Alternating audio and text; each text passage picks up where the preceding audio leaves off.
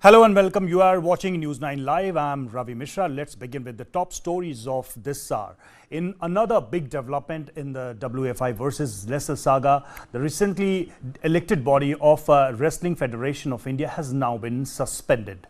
The suspension by Union Sports Ministry comes just 3 days after the body was elected on December 21. The reason cited by the Sports Ministry is that the newly elected chief Sanjay Kumar Singh had announced conducting the under-15 and under-20 nationals for wrestling without giving sufficient notice to the participating wrestlers. In an official release, the Sports Ministry said that the announcement for the national competitions was hasty and that due process was not followed. The ministry detailed that the announcement by Sanjay Singh was against the rules, as a minimum of 15-day notice was needed for the wrestlers to prepare. The Sports Ministry statement also made a big allegation on the newly elected body, saying that the body appeared to be in complete control of former office bearer and was in complete disregard to the sports code. And the statement, without naming, refers to Brij Bhushan Singh, the previous president of the Wrestling Federation of India. Brij Bhushan Singh has been accused of sexually harassing several of the female wrestlers. Among the most prominent voices against Brij Bhushan have been Olympic medalist Sakshi Malik and Bajrang Punia, after Sanjay Singh, who is an aide to Brij Bhushan Singh, was elected president of the WFI on December 21. Sakshi Malik quit wrestling in protest and hung up her boots in televised press conference. Bajrang Punia returned his Padma Shri award in protest as well.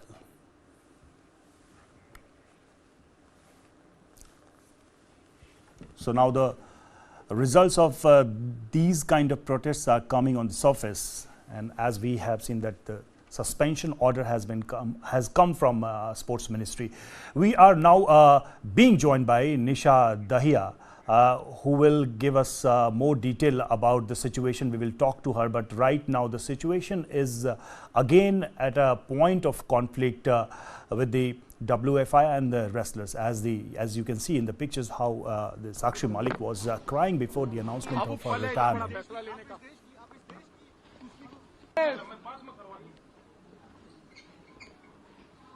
On the other hand, Bajrang Punia returned his Padma Shri award in protest.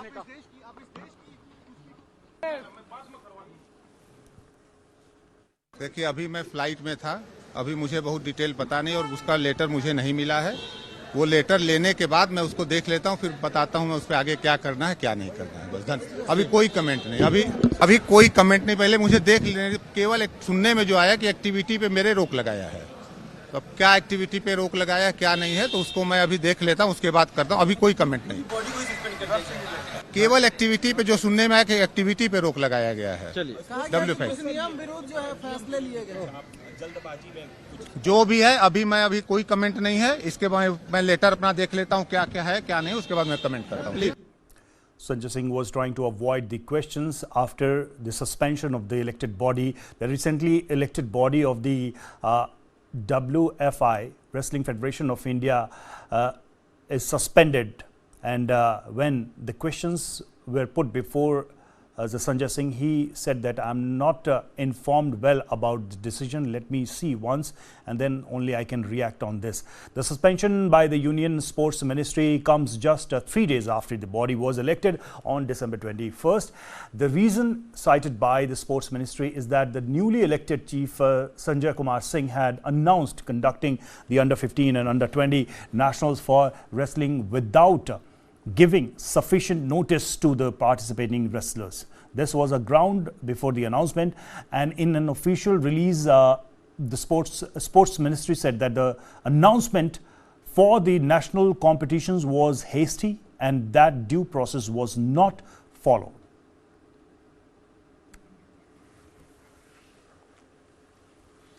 So let's go through the entire event.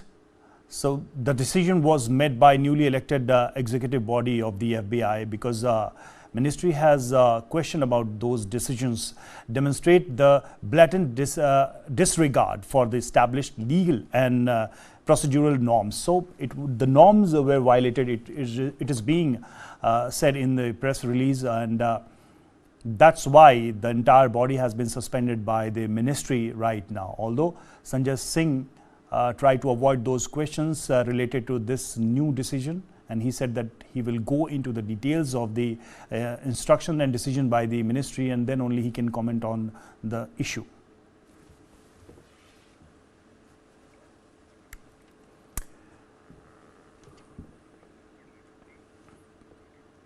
Moving to the next story, India is witnessing a resurgence of COVID-19 cases coupled with concerns about the JN1 subvariant originating from the Omicron strain. The first case was reported in Kerala. The country reported 752 new cases, with a spike in active cases of 3,420 as per the update by the ministry. The World Health Organization classifies JN1 as a variant of interest. INSA-CoG chief Dr. N.K. Arora assures no extra vaccine dose is needed for JN1. The symptoms of JN1 are similar to Omicron, and experts advise remaining alert but not panicking. The Serum Institute of India applies for a license for a JN1. Let's listen into what AIIMS Director Dr. Randeep Guleria said on COVID-19 variant. It is spreading more rapidly, and it is gradually becoming a dominant variant as far as COVID-19 is concerned, both in the US, in Europe, Singapore, and we are seeing more cases in India also. So it is causing more infection, possibly because it is more transmissible and taking over the older strains. But the data also suggests that it is not causing more severe infection, it's not causing more hospitalization, and most of the symptoms are predominantly of the upper airways like fever, cough, cold, sore throat, running nose, and body aches. Sir, as of now, like COVID variant cases are also coming, flu, RSV cases are also rising. How to stay healthy in this particular season? So this is the season when you will see viral infection, respiratory viral infections becoming more. Every year we see them, whether it's influenza, now COVID, and as you said, RSV and other viral infections. So, and that happens because of the temperature, because of crowding. It's a holiday season, people travel, so they will carry the virus with them. There is crowds, and many of the crowds are indoor because of the cold weather, and that leads to the spread of infection in a number of people. So I would say what we need to do is, first of all, COVID appropriate behavior.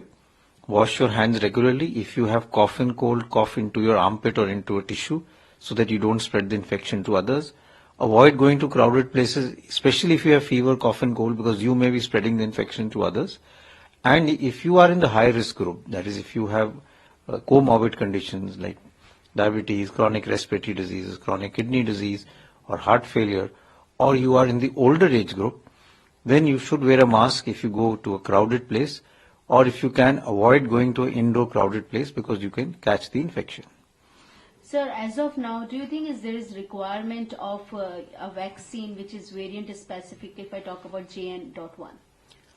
You don't need a variant specific vaccine. You need a vaccine which covers a broader let's say, type of the virus. We have had multiple mutations. JN.1 is a sublineage of Omicron. So a vaccine which is made against Omicron will be effective against this variant also.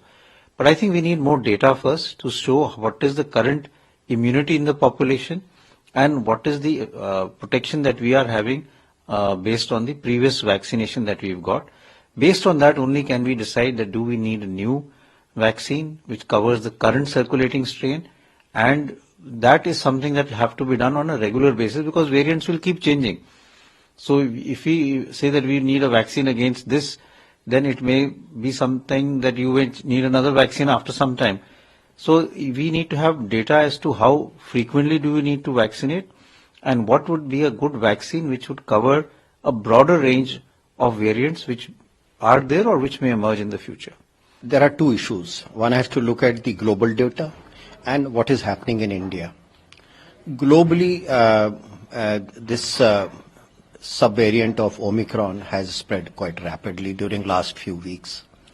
Within India, from November onwards, actually I think it is October last week and then till now in last 8 weeks, we have just seen about 20-22 cases.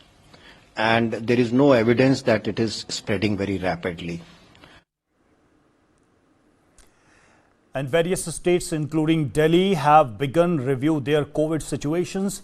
The situation prompts heightened measures of Dehradun Hospital, while Mizoram urges adherence to COVID norms. The overall global COVID cases increases by 52%, prompting vigilance but not panic. The aims reassure people, stating that there is no need to panic but to stay vigilant. Health officials in Assam and Jharkhand affirm preparedness and readiness for any surge in cases. The Assam Health Department directs hospitals to gear up against the JN1 subvariant. Let's show you a mock drill conducted by Lady Hardinge Hospital. Covid बहुत तेजी से फैलता जा रहा है और इस वक्त मैं अगर बात करूं 640 शुक्रवार को नए मामले दर्ज किए गए और इसी वजह से स्वास्थ्य मंत्रालय ने निर्देश जारी किया है कि संक्रमण की निगरानी और उसके साथ ही साथ स्क्रीनिंग बहुत ज़रूरी है। इसीलिए अस्पतालों में आज से मॉक ड्रिल शुरू हो गई है। मैं लेडी हार्डिंग हॉस्पिटल तो किस तरह से उसका तुरंत इलाज हो सके, कैसे उसको तुरंत फटाफट ट्रीटमेंट मिले, इस वजह से देखिएगा सारा मॉक ड्रिल किया गया। पेशेंट आया सबसे पहले, यहाँ पर डॉक्टर्स उसको किस तरह से ट्रीट कर रहे हैं देखिएगा तुरंत। इस तरह की मॉक ड्रिल सारे हॉस्पिटल्स में होगी एक एक करके। इस वार्ड में जो ले जाते हैं और ये जो उसमें अंदर ले जाते हैं, उसका ट्रीटमेंट इस तरह से पेशेंट का होगा। और उस तरफ देखिएगा दूसरी साइड आईसीयू वार्ड्स बने हुए हैं और इसी तरह से और भी रूम है। मैं उधर भी जाती हूँ, वहाँ पर भी पेशेंट केयर यूनिट्स जो हैं। हाँ, ये बार बार कहा जा रहा है कि ये जो आप देख रहे हैं ये बहुत ज़रूरी है।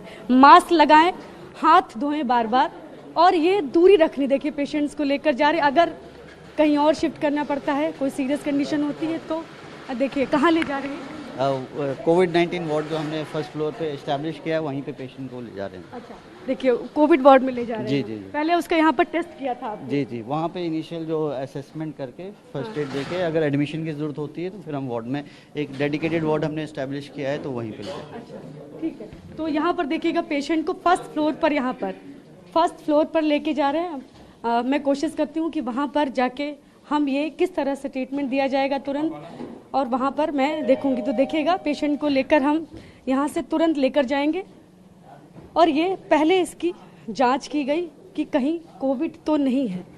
तुरंत टेस्ट के बाद जैसे ही पता चलेगा तो इसको वार्ड में लेकर जाएंगे जो कोविड वार्ड है। तो देखिएगा कोविड वार्ड में लेकर जाएंगे हम इसको अभी यहाँ से फर्स्ट फ्लोर पर, तो जहाँ पर कोविड वार्ड बनाया गया है। तो ये मॉक ड्रिल चल रही है दरअसल, तो मैं आपको यहाँ पर दिखा रही हूँ, ये मॉक ड्रिल का हिस्सा है। हाँ, देखिए यहाँ पर लेकर आ गए हैं और यहाँ से पेशेंट को निकालेंगे लिफ्ट से और फटाफट इसको यहाँ से कोविड वार्ड जो है वहाँ पर लेकर जाएंगे। तो देखिएगा पेशेंट को यहाँ से लेकर जा रहे हैं लिफ्ट से और अब ये कोविड वार्ड में ले जाएंगे। तो देखिएगा यहाँ से कोविड वार्ड जो है इधर से ले जाएंगे, पेशेंट को ले जा रहे हैं। और देखिएगा कि जल्दी ये जो है ना बहुत इम्पोर्टेंट होता है। तमाम पेशेंट, बहुत सीरियस पेशेंट्स भी आते हैं तो उनको लिए तुरंत जल्दी से काम करना, एक एक मिनट बहुत कीमती होता है। तो मॉक ड्रिल में यही सब कुछ जांच परख हो रही है कि कहीं कोई कमी ना रह जाए, इसलिए पहले से सारी तैयारियां हो जाएं। को जो भी कमी अगर दिख रही है तो उसको समय रहते तुरंत उसको ठीक किया जा सके। तो देखिएगा पेशेंट लेकर जा रहे हैं वार्ड में, कोविड वार्ड है ये। और यहाँ देखिएगा पूरी टीम जो है, डॉक्टर्स हैं, नर्सेज भी हैं और सब फटाफट उसको लेकर वहाँ पर पेशेंट को। और ये यहाँ पर जो फर्स्ट फ्लोर पर कोविड वार्ड बनाया गया है, देखिए हम आपको कोशिश कर रहे हैं कि मॉक ड्रिल का एक एक हिस्सा दिखा सके कि क्या क्या मॉक ड्रिल में ज़रूरी होता है, कौन कौन सी चीज़ों का ध्यान रखा जाता है। ताकि आगे कोई दिक्कत ना हो। अगर कभी पेशेंट्स अचानक से बढ़ते हैं तो कोई प्रॉब्लम ना आए। देखिए फिर मैं दिखा रही हूँ ये बार बार आपको, मास्क पहने, हाथ धोएं बार बार और दूरी रखें आपस में, 2 गज की दूरी जो बात की गई थी। ये देखिएगा, ये डिजास्टर वार्ड है यहाँ पर, और यहाँ पर पेशेंट को लेकर आए। देखिएगा ये कोविड वार्ड है फर्स्ट फ्लोर पर, और यहाँ ये बेड्स आपको दिख रहे होंगे। मैम कितने बेड्स यहाँ पर हैं? 30 बेड्स हैं। हाँ 30 बेड्स हैं यहाँ पर। और ये आईसीयू बेड्स नहीं है? नहीं, ये आईसीयू बेड्स नहीं है, ये वार्ड है। अच्छा हाँ, इसके बाद बाकी के बेड? ये सारे, ये पूरा का पूरा 30 बेड्स जो हैं वो डिजास्टर यूनिट या कोविड वार्ड में अभी हमने कन्वर्ट कर दिए हैं इसको। तो यहाँ पे थोड़े स्टेबल पेशेंट लाए जाएंगे, आईसीयू नीचे। अच्छा, आईसीयू को नीचे है, जो मैंने अभी नीचे दिखाया था वो, और ये जो है नॉर्मल कोविड वार्ड है। हाँ, नॉर्मल कोविड वार्ड। तो देखिए पेशेंट यहीं पर एडमिट होगा, तुरंत आएगा तो, और यहाँ देखिएगा ये पेशेंट को एडमिट कर दिया गया। तो ये सारी प्रोसेस होगी, जो कि देखिए डॉक्टर सब देख रहे हैं। तो यही एक एक स्टेप बहुत इम्पॉर्टेंट होता है, एक एक मिनट बहुत कीमती होता है। इसलिए जितना कम समय में पेशेंट को एडमिट किया जाएगा, उसका इलाज भी उतनी ही जल्दी हो पाएगा। So report on mock drill for COVID, and stumbled upon Money9, my secret weapon for mastering finance and thriving in the economy. Dive into unparalleled financial wisdom with Money9, the ultimate app to decode finances and pocket real-time cash. Grab control of your financial journey starting now. जानना है तो देखिए, समझना है तो सुनिए, सीखना है तो पूछिए, और कमाना है तो खरीदिए। जानकारी, सलाह और निवेश सब एक ही सुपर ऐप पर। पैसे का सवाल है तो जवाब है Money9। आजादी पैसे की, अभी डाउनलोड करें। And Delhi's air quality has plunged to severe level, hitting an overall air quality index of 467. Widespread areas have recorded alarming AQI levels, mostly surpassing 400. The government has implemented stage 3 restrictions under the graded response action plan, and attributing the sudden spike to unfavorable weather conditions like fog and low wind speed, according to the Commission for Air Quality Management.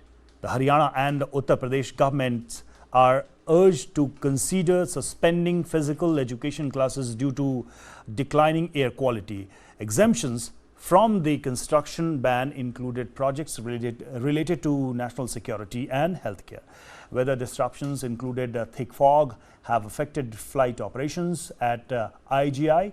The city experiences a minimum temperature of 9.6 degrees Celsius, with the Indian Meteorological Department prediction moderate fog throughout the day and a maximum temperature of around 23 degrees Celsius.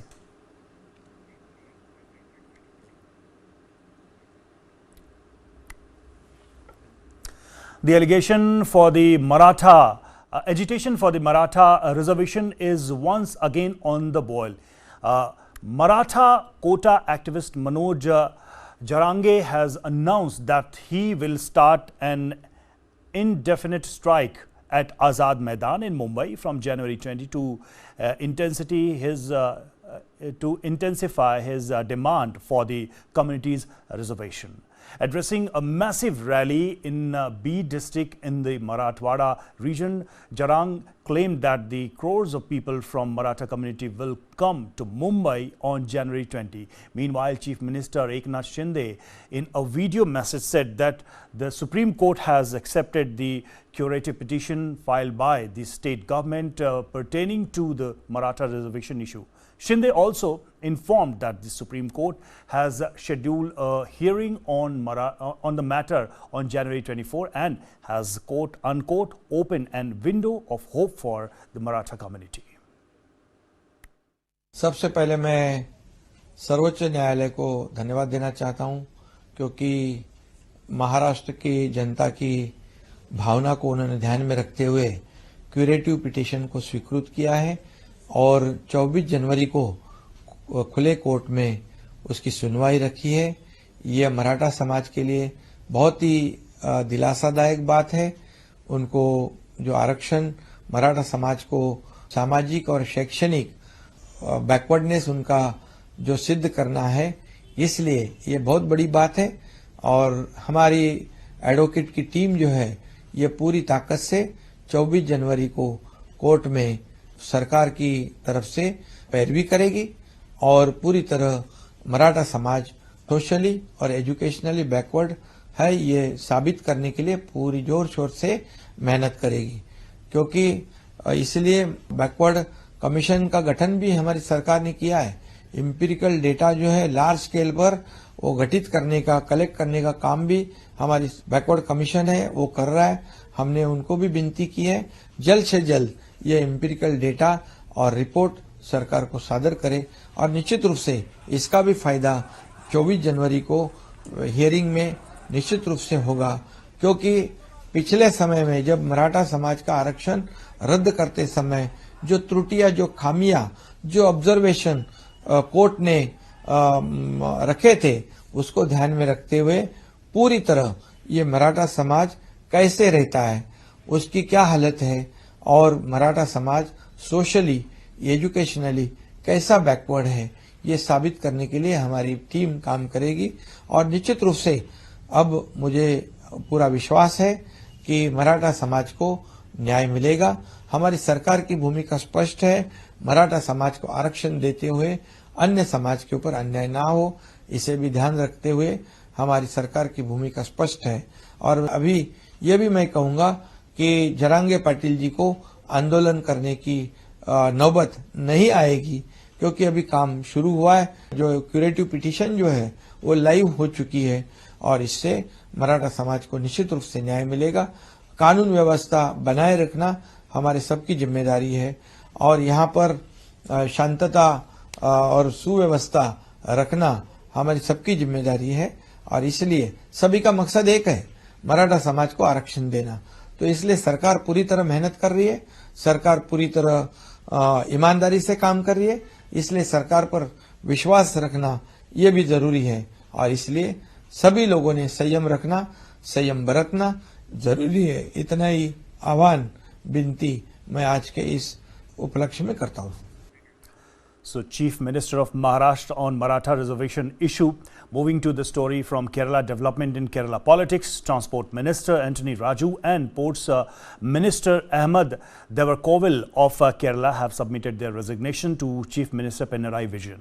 The vacant positions are set to be filled by KB Ganesh Kumar and Kandanpalli Ramachandran, who will be sworn in as new ministers during a ceremony scheduled for the 29th December. The exact reasons behind the resignations and the unfolding details of the situation are yet to be revealed, adding an air of anticipation to the evolving story.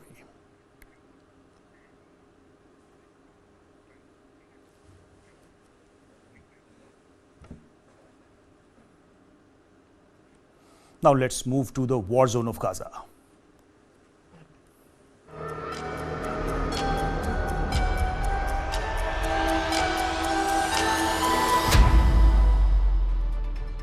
The following content may contain visuals that are disturbing, graphic, or sensitive in nature.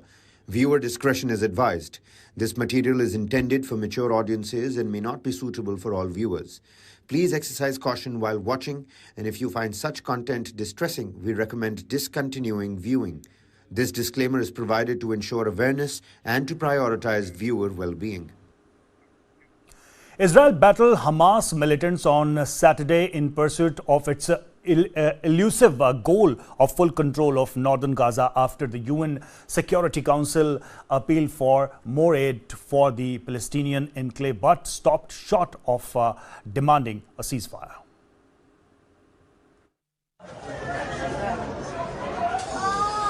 Doctors attend to wounded patients in a tent in Jabalia as the fighting in northern Gaza raged on Saturday. Residents reported persistent aerial bombardment and shelling from Israeli tanks, which they said had moved further into the town. It follows an appeal from the UN Security Council for more aid for the Palestinian enclave, though it stopped short of demanding a ceasefire. U.S. President Joe Biden spoke with Israeli Prime Minister Benjamin Netanyahu on Saturday about the situation in Israel and Gaza. I had a long talk with Netanyahu today, and it's a private conversation. While leaving for Camp David, Biden told reporters he did not ask Netanyahu for a ceasefire. Israel's main ally has kept up its support while expressing concern over the growing casualty toll and humanitarian crisis in Gaza. Netanyahu's office said in a statement, the Israeli leader, quote, made clear that Israel will pursue the war until all of its objectives are fully met. At least 201 Palestinians have been killed over the past 24 hours, taking the death toll to over 20,000 during the 11-week conflict, the Palestinian Health Ministry said on Saturday. Thousands more bodies are believed trapped under rubble. Hamas's armed wing said it had destroyed 5 Israeli tanks in the area, killing and injuring their crews after reusing 2 undetonated missiles launched earlier by Israel. Reuters could not independently verify the report. Israel said more than 140 of its soldiers have been killed since it launched its ground incursion in response to an October 7 rampage by Gaza's ruling Hamas militants. 1,200 people were killed and 240 hostages were taken back into the enclave. Hamas said on Saturday it had lost contact with a group it said was responsible for 5 of the Israeli hostages due to Israeli bombardment. More than 100 hostages are still believed to be in Gaza. And the Israeli army released a video that showed an extensive network of tunnels that were built by Hamas. The tunnel complex has electricity and blast door inside it. The Israeli army are sending a dog squad with the cameras to explore the tunnels.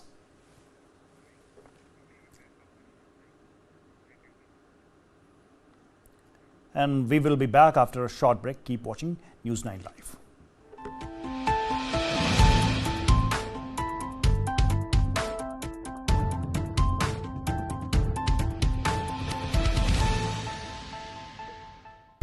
तो जब हम करेंगे तो पता लग ही जाएगा सलमान खान का करेंगे मारेंगे यहीं जोधपुर में मारेंगे तो पता लग जाएगा This is someone who is sitting inside our jails and is still very obviously and openly running and possibly the largest organized criminal operation in the country. Student organization of Punjab University में सोपू का acting president type भी रहा है. He was a troublemaker, getting into fights with people, not coming to the class.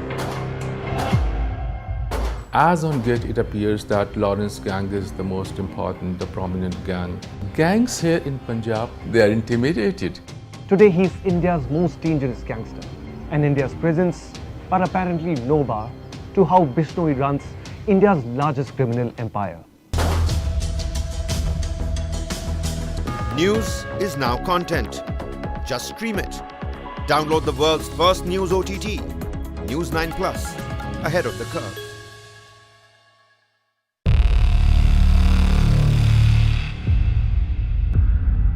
वर्ष 2070 तक Bharat net zero का लक्ष्य हासिल करेगा.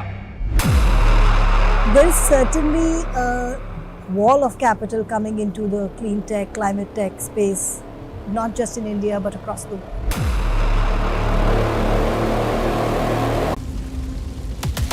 The scale of the attack was something that we were surprised at.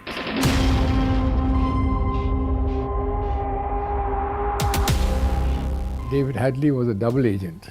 The Americans did not want him to be fully exposed, so all that he probably shared with the Americans was not shared with us in terms of intelligence. If we had that, I'm sure that we would have been able to deal with the situation far better.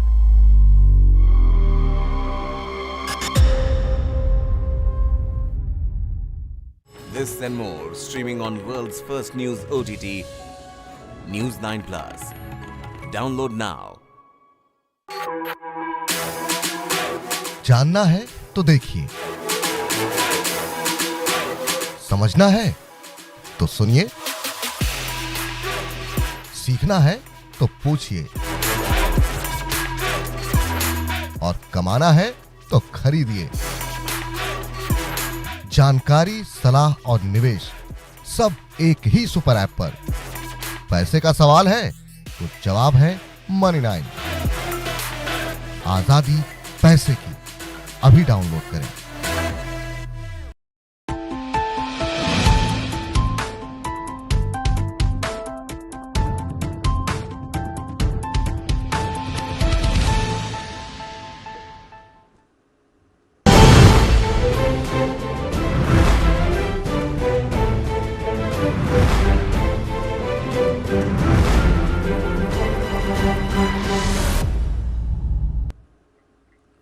Welcome back. The US Supreme Court on Friday declined to immediately decide former President Donald Trump's claim that he cannot be prosecuted for trying to overturn his 2020 election defeat, allowing a lower court to continue reviewing the issue. The justices rebuffing an extraordinary request by U.S. Special Counsel Jack Smith refused to effectively leapfrog a lower appeal court to speed up a final ruling on Trump's claim of criminal immunity ahead of his trial due to begin in March. Trump hailed the decision on his Truth Social site, where he wrote that the Supreme Court had unanimously rejected Drag Jack Smith's desperate attempt to short-circuit the Constitution. The court issued its decision without explanation in a brief one-page order. No justice publicly dissent. The justice could still decide to consider the issue later.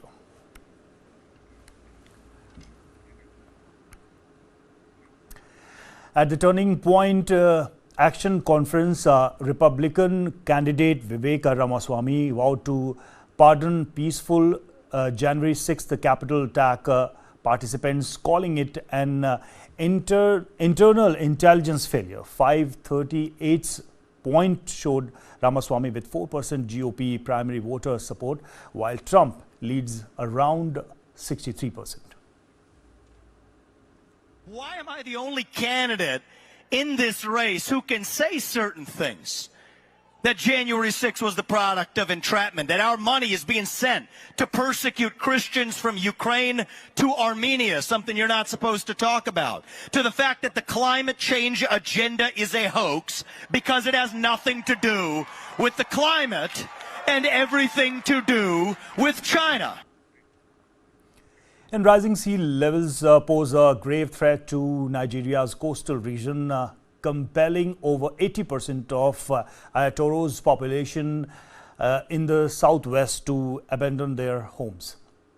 For over 8 decades, Ayatollahs flourished, drawing more than 30,000 residents and fostering thriving fishing, textile and shipbuilding industry. However, despite being originally situated several kilometers from the sea, the town has steadily succumbed to encroaching seawater over the past 20 years. In recent years, seawater invasion has become increasingly common, causing widespread property loss.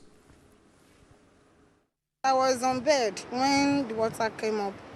So around 3 o'clock in the midnight, and I just went, it was someone that even called me that water is already in my frontage. So when I just moved out, everywhere was full of water. So I have to rescue some of my stuff from there. Like 2 days, everything just go inside the sea, so we can't take anything from that building. The first thing you will notice is that the water will be coming up. It will be coming up. Then followed by the wave. The wave will be increasing until you will no more come near it. Nobody will be able to come near it. More than 3/4 of this community has been taken away by the sea. More than 3/4. And Shanghai is currently witnessing its coldest December period in 40 years as the Chinese financial hub faced weather warning of low temperatures and strong winds, marking the onset of a prolonged cold spell.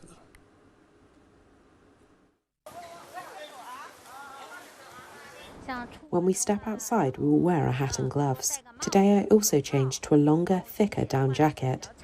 For little children, you dress them with things like face masks because it's really cold. It's really easy to get sick when you breathe cold air. And then there's a hat and windproof clothing, especially for children. I will also give them a scarf like this.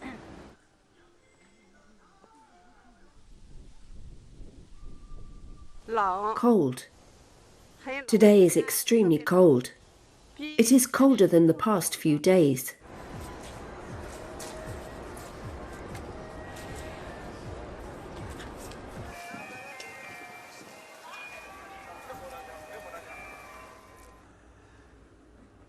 And in the realm of luxury jewelry, some buyers value pieces crafted from lab-grown gems and recycled materials. Designed like poppy earrings made from recycled aluminium reflected this emphasis on sustainability, featuring lab-grown diamonds and pearls grown through regenerative farming.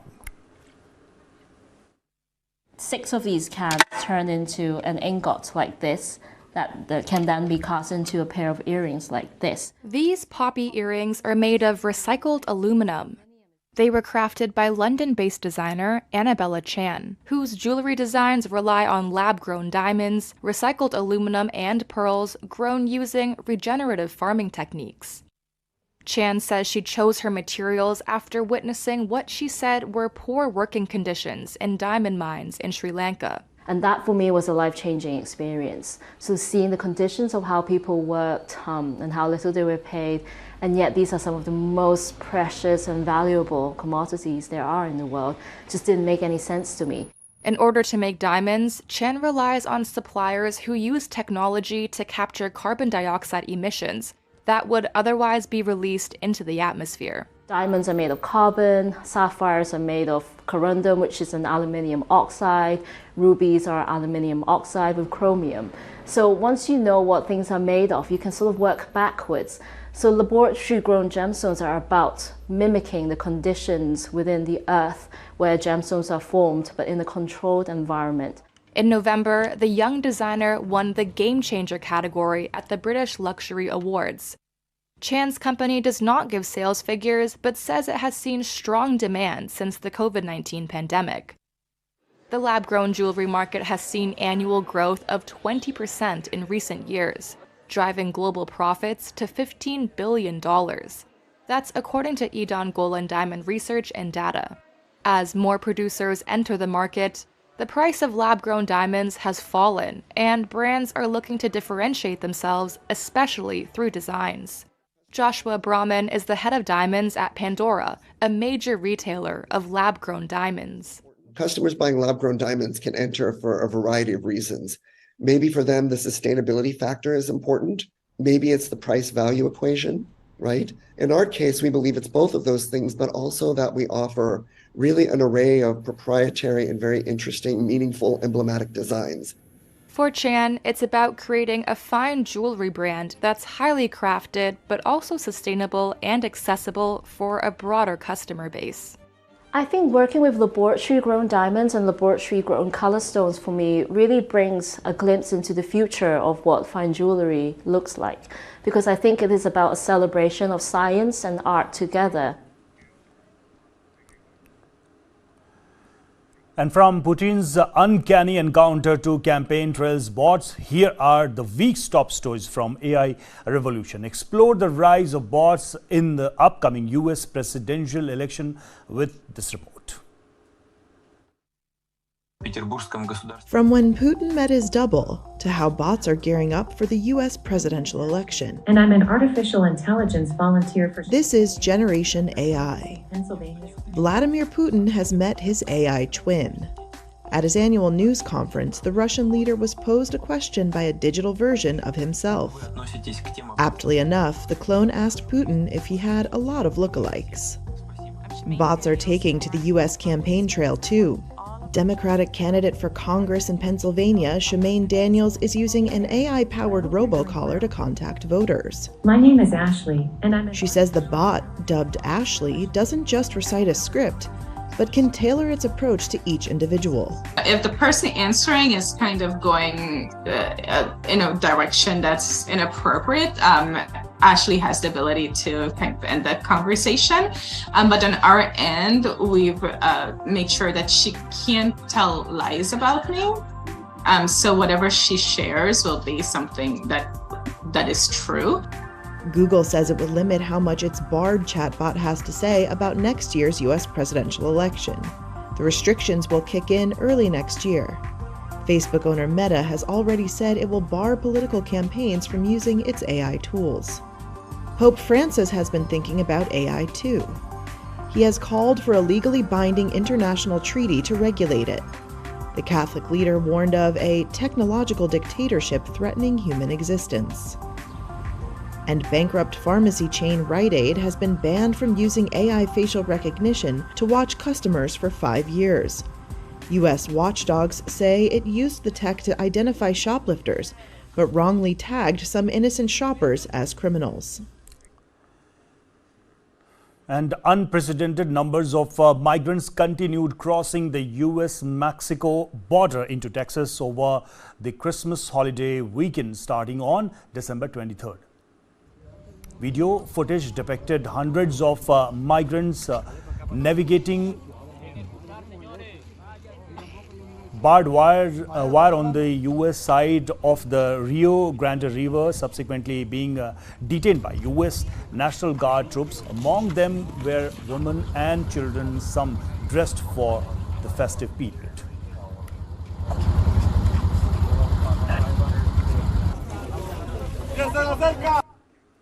And Mexican President Andrés Manuel López announced on Friday that his government would reinforce measures to contain migration. This statement followed a discussion with US President Joe Biden, where both leaders agreed on the necessity of the increased enforcement at their shared frontier due to the disruptive impact of the migrant influx on the border trade. And German police announced highlighting security measures at Cologne Cathedral on December 23, indicating a potential New Year Eve attack. The move follows recent government warnings about the increased threat of Islamist violence. Tracker dogs will be deployed to check the cathedral after evening mass, leading to its closure on Christmas Eve. Security checks for all visitors are scheduled with an advisory to arrive early. Specific details were not disclosed due to an ongoing investigation. Reports suggested that security authorities in Austria, Germany and Spain received indication of a potential Islamist group planning attack during the Christmas and New Year festivities.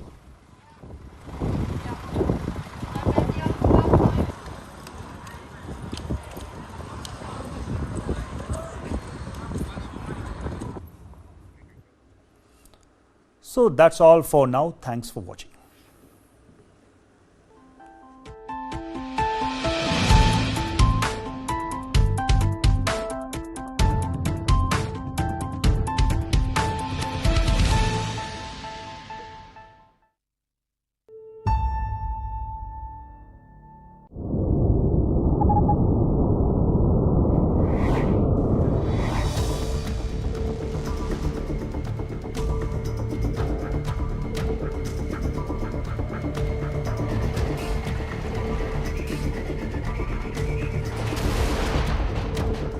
In New York City. I teach at Pace University and I was sitting in my office and I was working and I got a call from one of my nephews, Naftali, who had connections with Princeton. And it seems that the Chabad, the emissaries, had been searching around to try and find somebody who could speak Indian languages. So that's how it started.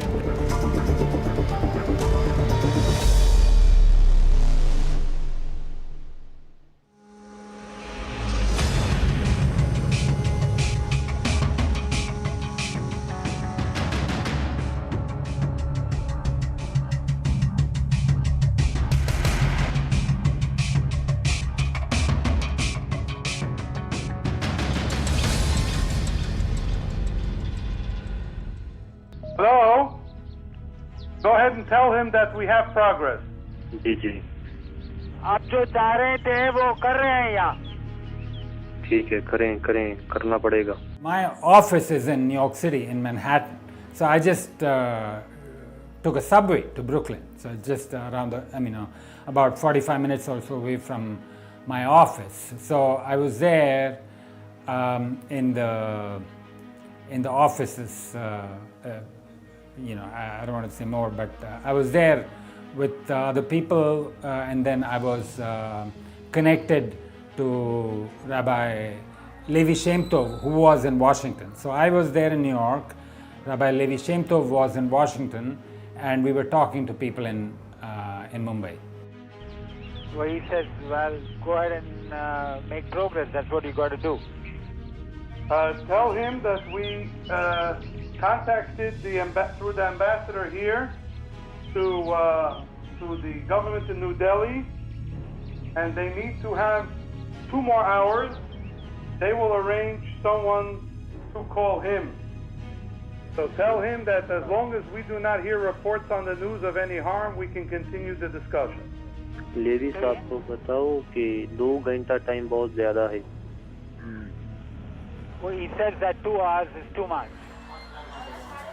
It might very well have been, that Chabad House was targeted because it was close to their main point of attack, which was CST, and the Taj, of course, is just about like 10 minutes away. So all that must have transpired in some amount of time, and when they got to Nariman House, it sounds like they went through very quickly. You must remember that all the Chabad houses all over the world are very hospitable places. They're open. They're not secret. They didn't used to be secretive. They didn't used to be closed. Really, the purpose was to bring in, any Jews who might be traveling around the world. It was like a home away from home for them. So it must have been fairly easy for these people to get in.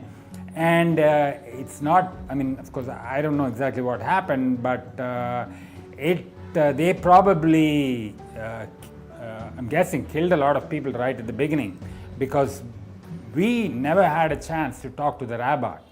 But the people, the Chabad people, when they heard that there were all these things happening in Mumbai, and also there had been an attack on Nariman House, so they were trying to get in touch with Rabbi Holzberg. But he wasn't picking up the phone. Ultimately, again, I don't know this firsthand, I heard about it. Somebody picked up the phone and was speaking Urdu.